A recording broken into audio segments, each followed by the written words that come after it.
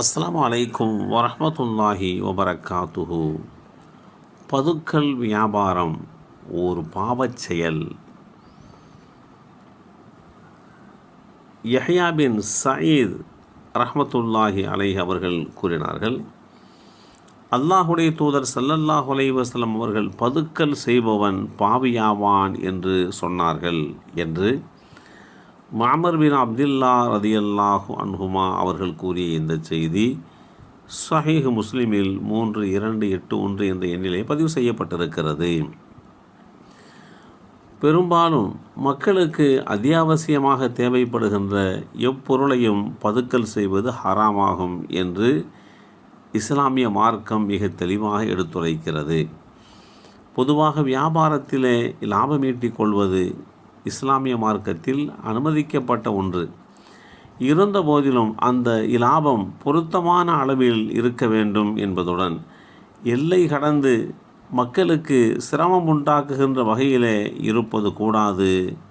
காரணம், மக்களின் மன விருப்பம் இன்றி கிடைக்கும் பொருளாதாரம் சுத்தமான பொருளாதாரமாக இருக்காது. மார்க்கத்திலே தடை செய்யப்பட்ட பதுக்கல் என்பது உணவுப் பொருட்களை வாங்கி கடும் தேவை உள்ள நேரத்திலே அதிக லாபம் வைத்து விற்பனை செய்வதற்காக சேமித்து வைப்பதை குறிக்கிறது. நாட்டின் மக்கள் தொகை அதிகரித்து வருகின்ற நிலையிலே உணவுப் பொருட்களுக்கான தேவையும் பல மடங்கு அதிகரித்து வருகிறது. உணவுப் பொருட்களுடைய விலை உயர்வு மக்களிடையே கவலையை ஏற்படுத்தி வருகிறது. விலைவாசி உயர்வுக்கு உணவு தானியங்கள் உற்பத்தி குறைந்து வருவது, பெட்ரோலிய பொருட்களுடைய விலையேற்றம், இன்னும் பல காரணங்களால் விலைவாசி தொடர்ந்து அதிகரித்து வருவதாக எடுத்து சொல்லப்படுகிறது. இருந்த போதிலும் விலைவாசி உயர்வுக்கு பதுக்கலும் மிகப்பெரிய காரணமாக இருக்கின்றது என்று பொருளாதார வல்லுநர்கள் தெளிவுபடுத்துகிறார்கள்.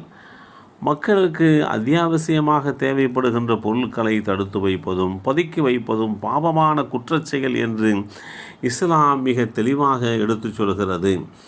பொதுவாகவே வியாபாரிகளிடத்திலே ஒரு பழக்கம் இருக்கும்.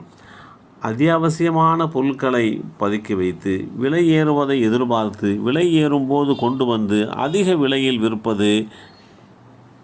இந்த மனநிலை வந்துவிட்டது என்று சொன்னால் அந்த வியாபாரியிடத்திலே இரக்க குணம் இல்லாமல் ஆகிவிடுகிறது. வன்னெஞ்சம் அவரிடத்திலே அதிகரித்து விடுகின்ற அபாயமும் வந்து விடுகிறது. இப்படிப்பட்ட ஒரு சூழ்நிலையிலே தான் இஸ்லாம் தெளிவான முறையிலே வழிகாட்டி தந்து தெளிவான வழிமுறைகளை சொல்லித் தருகிறது. முஆது பின் ஜபல் ரலியல்லாஹு அன்ஹு அவர்கள் அறிவித்தார்கள், தேவையான பொருட்களை பதுக்கி வைப்பவன் எவ்வளவு கெட்டவனாக இருக்கிறான். அல்லாஹ் பொருட்களின் விலையை மலிவாக்கி விட்டாலே இவன் துக்கப்படுகிறான், விலை ஏறிவிட்டாலோ ஆனந்தமடைகிறான் என்று குறிப்பிட்ட இந்த செய்தியையும் நாம் சிந்திக்க கடமைப்பட்டிருக்கிறோம்.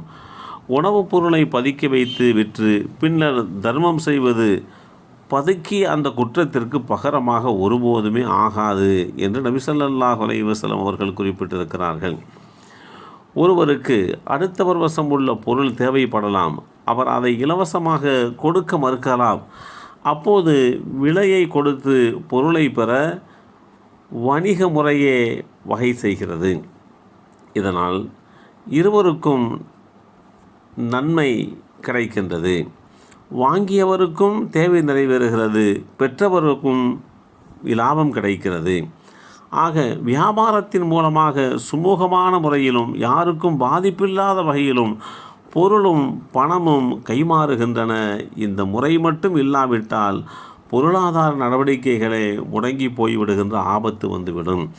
உலகத்தின் இயக்கமே நின்று போய்விடும். இதனால் தான் அல்லாஹ் வியாபாரத்தை அனுமதித்தான். அதே நேரத்தில் மனித குலத்திற்கு குறிப்பாக விற்போர் அல்லது வாங்குவோருக்கு பாதிப்பை உண்டாக்கும் சில வணிக முறைகளுக்கு இஸ்லாம் தடை விதித்திருக்கிறது. பதுக்கல், மோசடி, கலப்படம் போன்ற இந்த விஷயங்களையெல்லாம் எடுத்து சொல்லலாம். இவைகளுக்கு சரியான கட்டுப்பாட்டையும் தடையையும் இஸ்லாம் ஏற்படுத்தி முறையான முறையிலே வியாபாரம் செய்வதற்கு வழிகாட்டி தருகிறது. எல்லாம் வல்ல அல்லாஹ் அருள்வாளிப்பானாக. அஸ்ஸலாமு அலைக்கும் வரஹ்மத்துல்லாஹி வபரகாத்துஹு.